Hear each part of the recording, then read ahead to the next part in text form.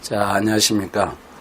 2019년 1회 전기기사 실기 문제 같이 풀어보도록 하겠습니다. 먼저 1번 문제부터 보시면 단상 변압기 2대를 V결선했습니다. V결선하고 전격 출력이 11kW짜리고요.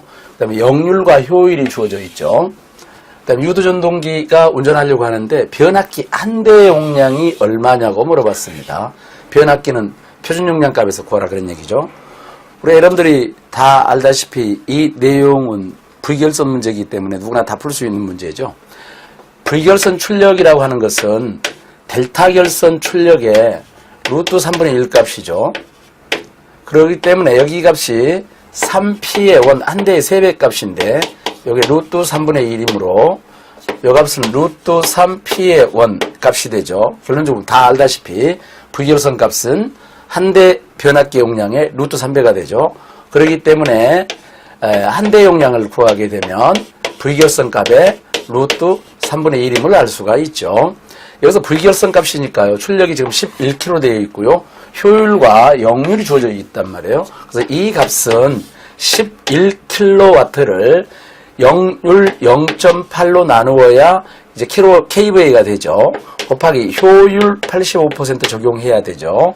이 값에 루트 3분의 1을 적용하게 되면 이게 9.33 이렇게 나오기 때문에 339 이렇게 나오기 때문에 그러므로 kVA가 되죠. 그러므로 표준 용량 값에서 10kV를 적용해야 되죠. 그래서 이 문제의 답은 10kVA 값이 정답이 되죠. 이렇게 풀어지게 됩니다. 자, 2번 풀도록 하겠습니다. 삼상 3선식 1회선 배전솔로의 말단의 역률 80% 평형 삼상부하가 있습니다.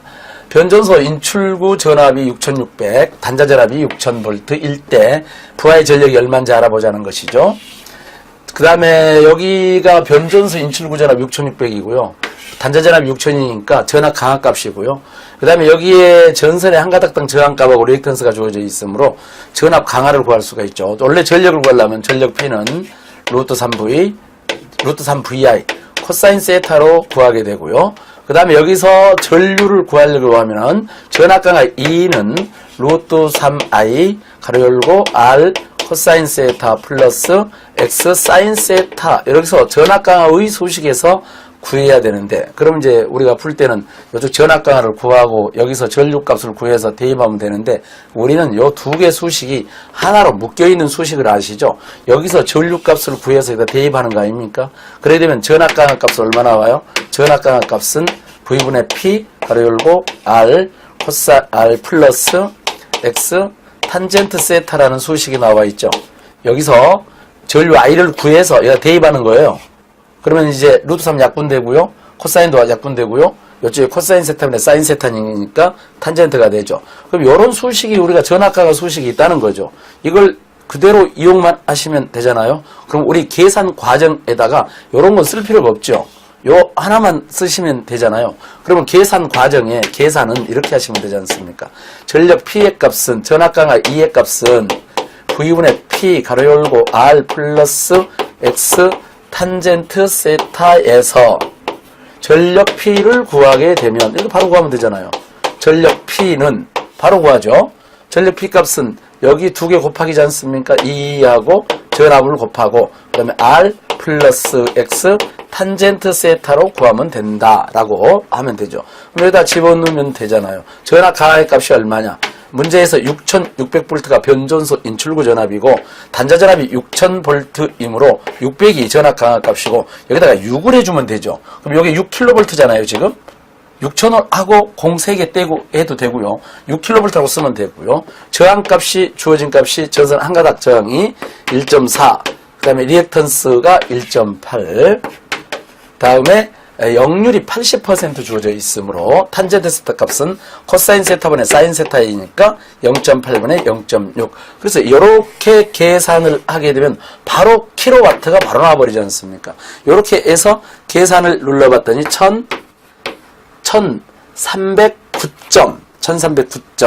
1309.09킬로와트 이렇게 이제 바로 나오게 되죠. 그래서 1309킬로와트가 답이 되죠. 그래서 답안지에다가 답해서 1309 1300.9 09군요.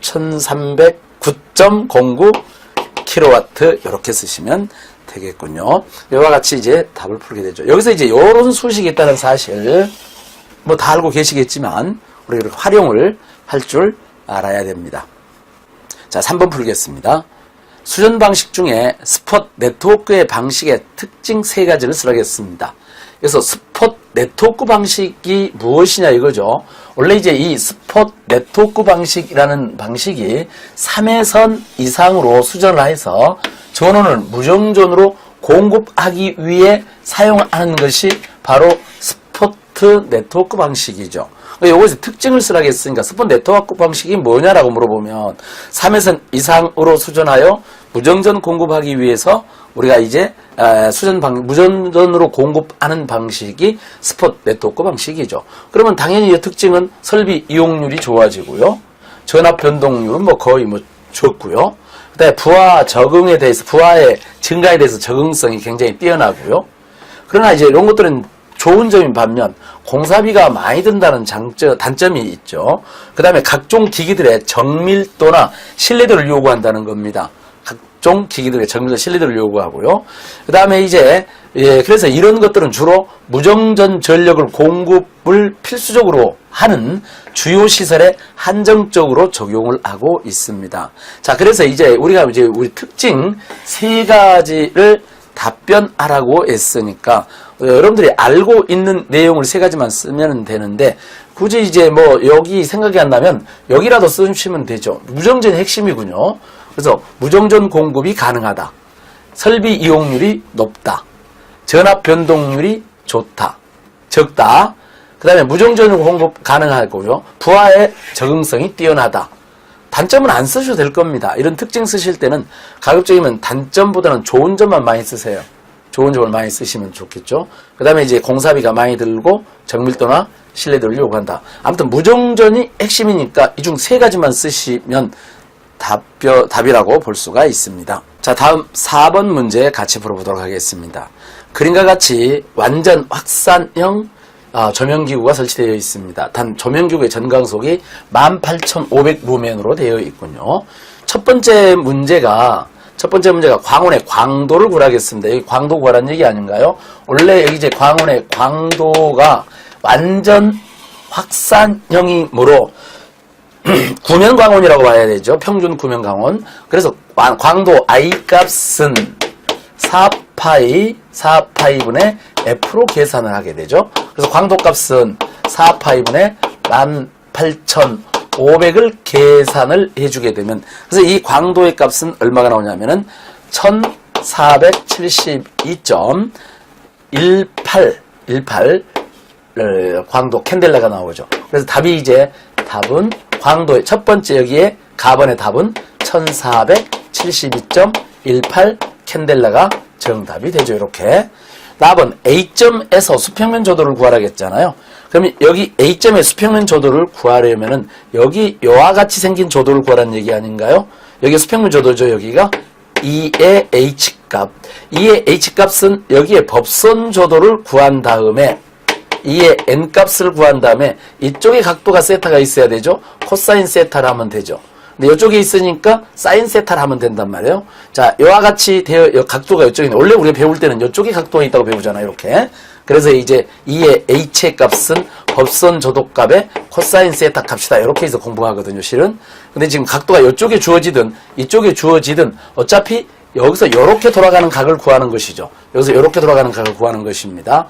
그래서 일단은 법선 조도를 구해야 되는데 법선 조도 값은 얼마가 되느냐면 여기 8m이고 여기 6m이니까 여기에 저항값, 여기 저항이다. 거리는 루트 6제곱 플러스 8제곱에서 10m가 되죠. 여기 10m가 되니까 그래서 광원에서 A점까지의 거리는 10m이므로 자 여기에 2의 H값 품이죠. 그러므로 2의 H값 수평면 조도는 2의 N값합니다.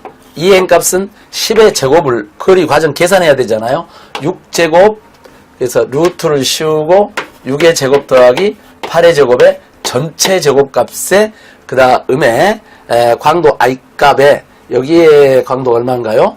광도가 1472.18 18이죠. R 제곱분의 I 했죠. 법선조도 하는 게 R 제곱분의 I죠. 이렇게. 그 다음에 코사인 값은 이 거리에 대해서 이쪽 값이니까 다 알다시피 곱하기 루트 6의 제곱 플러스 8의 제곱분의 6 이렇게 계산하시면 되고요. 수식을 이렇게 굳이 쓰지 않고 그냥 6제곱 8제곱 1471.18 곱하기 10분의 6 이렇게 하셔도 크게 문제될 것은 없습니다. 일단 뭐 이렇게 쓰셨든 이렇게 쓰셨든 계산을 해봤더니 이 값이 얼마 나옵니까? 8.83 룩수가 나오게 되죠. 그래서 이 문제의 답은 8.83 룩수다라고 답변을 하시면 되겠습니다.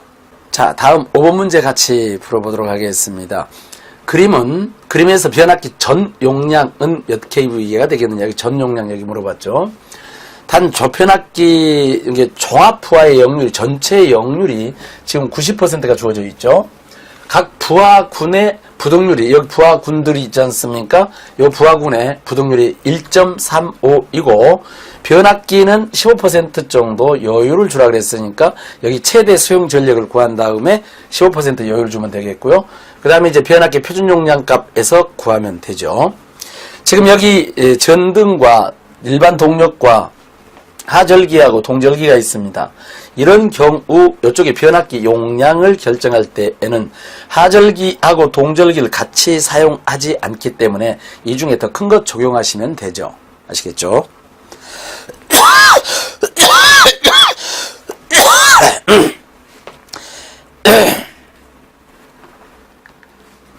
자, 그럼 이제 부하군이 보입니다. 부하군이 보이게 되면은 전등이 지금 100kW의 수용률, 일반 동력, 하절기, 동절기 나와 있는데 둘 중에 큰 거 적용을 하겠으니까 동절기는 60kW에 60%이고 여기 하절기는 140에 여기 80이니까 여기까지만 적용하죠. 이건 변압기 용량 구할 때 적용을 안 하셔도 되겠습니다. 그러므로 이 문제의 변압기 용량 PT의 값은 전체 부동률을 얼마나 적용하라겠냐면은 문제에서 부동률이 1.35를 적용하고 그 다음에 역률이 90%가 있어야 되죠. 여기 지금 킬로와트로 되어 있기 때문에 변압기 용량을 따지려면 여기 역률로 나누어줘야 되죠. 그 다음에 최대 전력은 전등 최대 전력은 100kW 곱하기 0.7이고 더하기 일반 동력은 250 곱하기 0.5이고 더하기 그 다음에 하절기하고 동절기 좀 큰 것만 적용하니까 여기 냉방 하절기 냉방 140kW 곱하기 0.8을 적용합니다. 여기까지 계산하면은 최대 수용 전력이 나오는데 여기에다가 여유를 15% 주라고 했으니까 1 더하기 0.15 해주시면 되죠. 1.15 해주시면 됩니다. 이렇게 해서 계산기를 이제 눌러보게 되면은 여기 290.58 킬로볼트 암페어가 나오니까 아까 이제 우리가 표준 용량 주어졌잖아요. 표준 용량에서 300kVA가 적용되시면 됩니다. 그래서 변압기 용량은 300kVA 것으로 정하면 되겠다라고 합니다. 자, 다음 6번 문제 같이 풀어보도록 합니다. 진공차단계 특징을 세 가지만 써보도록 하겠습니다. 진공차단계 특징 세 가지니까 지금 여기 우리가 이제 알고 있는 내용 중에 상당히 많이 있는데 이 중에 세 가지만 사용을 하고 그랬으니까 아무튼 알고 있는 것 뭘 쓰든 세 가지만 쓰면 되죠. 일단 가장 간단하게 생각해 볼 수 있는 게 소형이고 경량입니다. 그러므로 보수가 간단하죠. 그 다음에 고속도 재투입을 할 수 있다. 요거 소형 경량으로 보수가 간단하다. 고속도 재투입할 수 있다. 그 다음에 차단 특성이 매우 우수하다 그런 얘기입니다. 그래서 안정된 차단 특성을 가지고 있다. 또는 우수한 절연 회복 특성으로서 소전류에서 대전류까지 단락전류까지 짧은 아크 시간으로 차단하여 하고 가혹한 이상전압 및 탈조 차단에서도 안정된 차단 특성을 갖는다. 여기 이제 말이 너무 길죠. 그래서 그냥 안정된 차단 특성을 가지고 있다. 또는 우수한 차단 특성을 가지고 있다. 이렇게 간단하게 쓰셔도 충분합니다. 길게 안 쓰셔도 된다. 안정된 차단 특성을 갖는다. 또는 우수한 차단 특성을 갖는다. 이렇게. 그 다음에 여기 이제 진공 차단기는 전동 스프링 투입 조작 방식으로 조작 전원의 변동의 영향을 거의 받지 않고 일정한 속도로 투입이 되기 때문에 전기적, 기계적으로 안정되어 있죠. 결론적으로 여기 있는 내용도 안정된 차단 특성을 갖는다는 뜻이에요.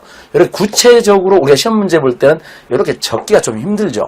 근데 적기가 힘들 때에는 그래서 이렇게 안정된 차단 특성을 갖는다.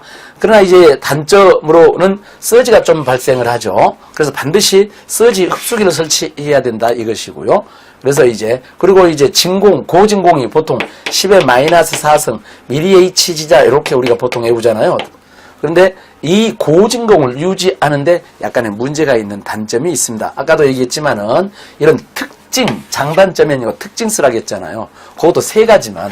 그럼 굳이 단점 같은 거 쓸 필요 없지 않습니까? 그리고 굳이 이렇게 복잡하게 쓸 거 없어요. 소형 경량이고 보수가 간단하다. 고속도 재투입할 수 있다. 안정되고 우수한 차단 특성을 갖는다. 이러면 끝이죠. 안 그렇습니까? 그렇게 간단하게 쓰시면 될 것이다 라고 하는 겁니다. 이 문제는 점수가 6점짜리인가요? 세 가지 쓰라고 했으니까 6점 정도 되겠군요. 자, 다음 문제 보도록 하겠습니다. 태양광 발전에 대한 각 물음에 답변하시오. 이렇게 되어 있군요. 태양광 발전이 우리 이제 관련된 문제를 보시게 되면은 종종 잘 나오죠. 이렇게 장단점 쓰는 거 말합니다. 아마 다 시험 보신 분들은 다 외워놨을 겁니다. 태양광 발전에 이번에는 이제 특징이 아니고 장점 4가지 쓰라고 했잖아요. 장점. 좋은 점 써야 되죠. 일단 무공해. 공해가 없다. 그 다음에 에너지가 고갈되지 않는 무한 에너지자. 에너지가 고갈되지 않는다. 그 다음에 기후, 온난화 등의 영향이 없다. 기후, 온난화 등의 영향을 주지 않는다. 기후, 온난화에 영향이 없다라기보다도 기후, 온난화에 영향을 가하지 않죠. 그 다음에 관리비라든지 유지비라든지 이런 비용 부담이 적고 유지관리가 좀 편하다는 이점이 있고요. 그 다음에 이제 우리가 PC나 또는 핸드폰 등 통신기기로 상시 자체 모니터링이 가능하다. 이렇게 되어 있습니다. 4가지 쓰라고 했으니까 무공해다. 에너지가 고갈이 안 된다. 기후 온난화에 영향을 주지 않는다. 유지비 관리하기가 편하다. 그 다음에 상시 자체 모니터링이 가능하다. 이렇게 해서 4가지 정도는 쓸 수가 있을 겁니다. 단점 한번 가서 보도록 하죠. 단점은 2가지만 쓰라고 했군요. 단점은 기후 영향을 받지 않는다. 자, 많이 받는다. 기후 영향을 많이 받는다. 자, 기후 온난화에는 영향을 주지 않지만은 기후에는 영향을 받죠. 흐린 날씨, 눈, 비, 안개 이렇게 걸리게 되면 당연히 효율이 떨어질 거 아닙니까? 그렇기 때문에 이런 데에 영향을 받는다. 다음에 큰 설치 면적과 이 말은 뭐냐면은 에너지 밀도가 낮죠. 에너지 밀도가 낮다는 말은 같은 전력을 생산하는데 넓은 면적이 필요하다는 뜻이거든요. 그래서 큰 설치 면적을 가지고 있어야 되고 계통 연계라든지 지목, 허가 등 신중해야 되는데 이렇게까지 안 쓰더라도 큰 설치 면적을 갖는다. 에너지 밀도가 낮으므로 설치 면적이 크게 된다. 이렇게 쓰셔도 되고요. 초기 비용이 많이 들어. 유지비는 적게 들지 모르지만은 처음에 설치할 때 비용은 많이 들죠. 그 다음에 여기에 적었네요. 에너지 밀도가 낮고 효율이 낮기 때문에 큰 설치 면적을 갖게 되죠. 그래서 여기 2가지만 쓰라고 했으니까 여기서 2가지만 딱 쓰시면 돼요. 2가지 안에다 4가지를 다 넣으려고 생각하지 마세요. 그냥 2가지만 쓰시면 됩니다. 만약에 여기다 1가지에다가 다 몰아썼는데 그 중에 하나가 틀리면 그 항이 다 틀리니까 그냥 확실한 것만 쓰시기 바랍니다. 이렇게 하게 되면 2가지, 장점 4가지하고 단점 2가지를 충분히 쓰실 수 있을 걸로 생각이 됩니다. 다음 8번 문제 같이 풀어보도록 합니다.